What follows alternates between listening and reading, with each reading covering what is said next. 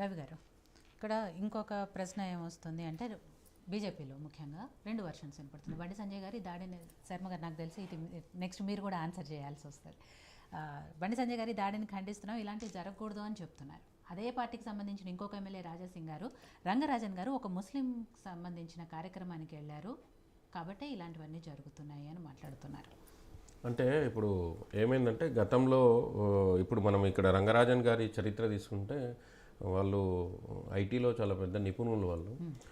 వారి కోసం ఇక్కడ ఒక రీజనల్ హెడ్ ఆఫీస్ని ఇన్ఛార్జ్ పెట్టారు. వాళ్ళు తన ఉద్యోగాన్ని రాజీనామా చేస్తా అనే క్రమంలో అంటే వారి సేవలు ఎంత అవసరం ఉన్నాయి అనేది మనం ఒకసారి గుర్తుంచుకోవాలి. భారతదేశంలో చెన్నైలో తను జాబ్ చేసుకునేటప్పుడు వారసత్వంగా తను అర్చక వృత్తిని తను కంటిన్యూ చేయడానికి ఆయన ఇక్కడ రావాలనుకున్నప్పుడు ఆయన నిర్ణయం తీసుకున్నప్పుడు లక్షల్లో జీతం ఉన్నది. అప్పట్లో 10 లక్షల్లో జీతం ఉండేది ఆయనకు. సో చాలా గొప్ప వ్యక్తి తను. సో అలాంటి వ్యక్తి ఇక్కడ ఈ సమాజం కోసం, ఇక్కడ ఈ మందిరం కోసం వచ్చి ఆయన ఒక దీక్షభూని ఉండాలి అనుకున్న సమయంలో ఇక్కడ ఆ సంస్థనే ఇక్కడ ఆయన కోసం ఒక వెసులుబాటు కల్పించి ఆయనకి ఇచ్చినా కూడా ఆయన అన్నిటిని కూడా తిరస్కరించి ఈరోజు పూర్తి స్థాయిలో ఈ సమాజం కోసం పనిచేయడానికి ముందుకొచ్చిండు. ఈరోజు సమాజ స్థాపకుల్లో వాళ్ళు కూడా ఒకరుగా మనం కీర్తించుకోవాలి. ఎందుకు అంటే చిలుకూరు బాలాజీ టెంపుల్ అని అంటే ఈరోజు ఎంతో ప్రతిష్టాత్మకమైనటువంటి టెంపుల్. ఈరోజు తిరుపతికి పోలేని వాళ్ళందరూ కూడా ఇక్కడికి వెళ్ళి దర్శనం చేసుకునేటువంటి భాగ్యం పేదల కోసం అందుబాటులో ఉన్నటువంటి దేవాలయం.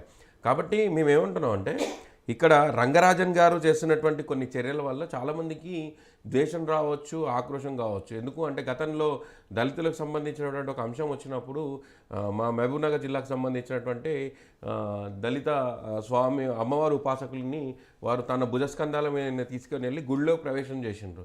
సో అప్పుడు కూడా చాలా వరకు అర్చక సమాజం కానీ చాలా వరకు బ్రాహ్మణ సమాజం కానీ వ్యతిరేకించింది.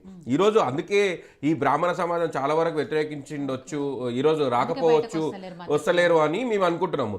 మేము ఏమంటున్నాం అంటే ఈరోజు దేవుణ్ణి పూజించేటువంటి ఎవరైనా కూడా ఈరోజు మనము సలేశ్వరం ఉంటుంది, అక్కడ కింద 6 కిలోమీటర్ల లోతులో కింద వెళ్ళిన తర్వాత అక్కడ చెంచులు అక్కడ పూజలు చేస్తారు. కాబట్టి అక్కడనే వాళ్ళే అయ్యగారులు. కాబట్టి అక్కడికి వెళ్ళిన వాళ్ళు భక్తులందరూ కూడా స్వామివారిని దర్శించుకున్న తర్వాత వాళ్ళకి పాదాలకు నమస్కరించి వస్తారు. సో అట్లాగనే ఇక్కడ దేవుడిని ఎవరైతే పూజిస్తారో వాళ్ళు దేవుడితో సమానమే వాళ్ళు కూడా. కాబట్టి అట్లాంటి వాళ్ళ విషయంలో మేము కొంతమంది అని చెప్పి ఇక్కడ ఉండేటువంటి కొంతమంది ఈ బ్రాహ్మణ సమాఖ్యలు కానీ బ్రాహ్మణ సమాజం నిజంగా ఎక్కడ పోయారు మీరు అందరూ? సినిమాల్లో లేదన్న వస్తే పోయో అని రోడ్ల మీద పోయి హంగామా చేశారు, మోహన్ బాబుతో తనులు తింటారు. కానీ ఇట్లాంటి ఒక సంఘటన జరిగినప్పుడు మీరు రాకపోవడం నిజంగా సిగ్గుచేటటువంటి విషయం. అయితే రంగరాజన్ గారి విషయంలోకి వచ్చేసరికి ఈరోజు బీజేపీ రాజాసింగ్ మాట్లాడిండొచ్చు, బండి సంజయ్ మాట్లాడిండొచ్చు. వీళ్ళకి నిజంగా నేను ఏమంటున్నా అంటే వీళ్ళు ఒకటే పొలిటికల్ ధ్యాసలో ఉంటారు. వీళ్ళంతా ఏదైనా అంశం వస్తే ఆ అంశాన్ని దాన్ని వాడుకొని దాన్ని లాభం చేసుకోవాలనే ఉద్దేశంతో వీళ్ళు ఉంటారు. సరే బండి సంజయ్ గారు అమ్మారి సేవకులు కాబట్టి ఆయనకు ఒక ఆలోచన ఉండొచ్చు. ఈ రాజాసింగ్కి వచ్చేసరికి ఆయన ఎంతసేపు ఉన్నాయి ఏమంటే ఒక విద్వేషము, ఒక హంగామా చేసి క్రియేట్ చేసి ఏదో ఒకటి అంటే ఇది హైలైట్ కావాలని ఒక ఆతృత ఉన్నటువంటి వ్యక్తులు. కాబట్టి వీళ్ళ వల్ల సమాజానికి వీళ్ళు కూడా సమాజానికి ప్రమాదకరంగా మారే పరిస్థితులు ఏర్పడుతున్నాయి. కాబట్టి ఇప్పుడు రంగరాజన్ గారికి జరిగినటువంటి సంఘటన మీద అందరూ కూడా నిజంగా ముందుకొచ్చి ఆయనకు సంఘీభావం తెలిపి దీని మీద ఈ యాంటీ సోషల్ ఎలిమెంట్లని ఇట్లాంటి వాళ్ళని ఇంకా సమాజంలో ఇట్లాంటి వాళ్ళు ఇంకా పెరగొద్దు అనేటట్లుగా చేయాలి. దీనివల్ల ఏమవుతుందంటే నిజంగా భక్తితో పూజలు చేసేటువంటి అయ్యగారులను కూడా ఎవరు నమ్మలేని పరిస్థితికి ఏర్పడుతుంది. కాబట్టి దీన్ని అందరూ కూడా మీలాంటి స్వాములే దీన్ని ముందుకొచ్చి దీన్ని ఇట్లాంటి ఆలోచనని తీసుకురావాలి అని చెప్పేసి మేము కోరుకుంటున్నాం. అదండి. లేదు యమున గారు ఇందాక నుంచి ఏదో మాట్లాడుతాను, ఒక్కసారి ఆవిడతో మాట్లాడిన తర్వాత మీ దగ్గరకు వస్తారు. చెప్పండి యమున గారు. హలో, కాల్ ప్రాబ్లం ఉన్నట్టుంది. సో శర్మ గారు ఇందాక నేను అదే సంజయ్ గారు అండ్ రాజాసింగ్ గారు వీళ్ళిద్దరు వర్షన్స్ అంటే సరే రాజాసింగ్ గారు మాట్లాడిన అంశం చూస్తే ఒక ముస్లిం కార్యక్రమం ఇంకో మతానికి సంబంధించిన కార్యక్రమానికి వెళ్ళారు. వెళ్ళటమే కాకుండా అక్కడ వాళ్ళని పొగిడే కార్యక్రమాన్ని ఒకటి చేపట్టారు. సో కాబట్టి ఇలాంటివన్నీ జరుగుతున్నాయి అనేది. మరి వీళ్ళంతా వినాయక చవితికి ముస్లిం సోదరులు వచ్చి మా మండపాలు కడుతున్నప్పుడు చేస్తున్నారుగా, అప్పుడు తప్పు పట్టలేదే? అన్నదానం చేసేటప్పుడు వచ్చి వడ్డిస్తున్నారుగా, తప్పు పట్టలేదే? ఎందుకమ్మా ఈ అక్కర్లేని అనవసరమైన మాటల్ని పబ్లిక్లోకి తీసుకొచ్చి మరింత ఆ పుండు మీద కారం చల్లేలాగా ఈ మాటలతో ఎందుకు మనసులు కష్టపెడతారు?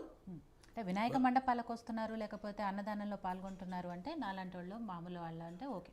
బట్ ఒక మతానికి మారుపేరుగా ఉంటూ పొద్దున్న లేస్తే దేవుడికి అర్చనలు సుప్రభాతాలు చేసుకునే ఒక ఆలయ అర్చకులు, ప్రధాన అర్చకులు, ఆయన ఇంకో మతానికి సంబంధించిన కార్యక్రమానికి హాజరవ్వడం ఏంటి అని. ఒక వైష్ణవ వైఖానస వైదిక సాంప్రదాయ ఆగమ శాస్త్ర పండిత బ్రాహ్మడిగా నేను పూజించే భగవంతుడు బ్రాహ్మడు కాదు. నేను పూజించే భగవంతుడు బ్రాహ్మడు కాదు. ఇప్పుడు చెప్పు, ఎందుకు వెళ్ళకూడదు? నన్ను అభిమానించి, నన్ను ప్రేమించి, నన్ను ఆప్యాయంగా పలకరించి నా ఆశీర్వచనం కోసం వచ్చినప్పుడు నన్నెవరమ్మా ఆపేది? తప్పక వెళ్ళి ఆశీర్వచనం చేస్తా. కుల మత వర్గ వైషమ్యాలు నాకు అనవసరం. నేను మనిషిని ప్రేమిస్తా. ఎందుకంటే నా తల్లి నాకు ఒక్కటే చెప్పింది, మనిషిగా బ్రతుకుతున్నంత కాలం మనిషిగానే బ్రతుకు, కానీ మనీకి షీకి లొంగిపోకు నాన్న అని చెప్పింది. మీరు అన్నట్టు అవతల పిలిచిన వాళ్ళు కూడా వేరే మతానికి సంబంధించిన వాళ్ళు, మరి వాళ్ళు కూడా అంతే గౌరవంతో పిలిచారు కదా కదమ్మా. ఇప్పుడు నా బిడ్డ చెప్పినట్టుగా గతంలో కొన్ని పొరపాట్లు జరిగినాయి. అది బ్రాహ్మణ సమాఖ్యకి నచ్చలేదు, అర్చక సమాఖ్యకి నచ్చలేదు. అది పొరపాటు కాదండి, అదే తప్పు. అది పొరపాటు కాదు. ఒక మతాన్ని ఎప్పుడు, ఒక కులాన్ని ఎప్పుడు కూడా కించపరుస్తూ పోతున్నటువంటి క్రమంలో రంగరాజన్ గారు చాలా గొప్ప మనసుతోన తాను వాళ్ళందరికీ కూడా దేవాలయ ప్రవేశం ఉంది అని చెప్పి తీసుకెళ్లి తను బుద్ధస్కంధాల మీకే తీసుకెళ్ళినటువంటి పరిస్థితి. నా ఉద్దేశం కాదు, నా ఉద్దేశం కాదు. వీళ్ళు దాన్ని ఒక పొరపాటుగా, ఒక తప్పుగా అభివర్ణిస్తూ వీళ్ళ ఇప్పుడు ఈ రకమైన చర్యకి పూనుకున్నారు. నేను అనేది ఏంటంటే, ఇప్పుడు అసలు భగవంతుణ్ణి దర్శించుకోవడానికి ఈ అడ్డుకట్టలేమిటమ్మా? కులాలు మతాలు అసలు ఈ అడ్డుకట్టలేమిటి? అరే, అమ్మ ప్రేమ కోసం దొంగలాగా దశావతారాలు ఎత్తాడు భగవంతుడు. అమ్మ ప్రేమ కోసం, ఆ అమ్మ ప్రేమ అంటే ఏమిటో తెలుసు కాబట్టే దశావతారాలు ఎత్తాడు ఈ భూమి మీద. ఆ భగవంతుడు బ్రాహ్మణ, ఆ భగవంతుడిని పట్టుకొని ఎవరన్నా మాట్లాడగలరా? కానీ ఆ భగవంతుడి కరుణ కోసం మాత్రం అర్చకుల్నేగా అడుగుతారు, ఇక్కడికేగా వస్తారు. మరి అటువంటప్పుడు వాళ్ళు ఏదైనా ఒకటి చేస్తే అనుమానం ఉంటే అడిగి తెలుసుకో, అంతే తప్ప నీ క్రౌర్యాన్ని చూపించడం ఎంతవరకు ధర్మం?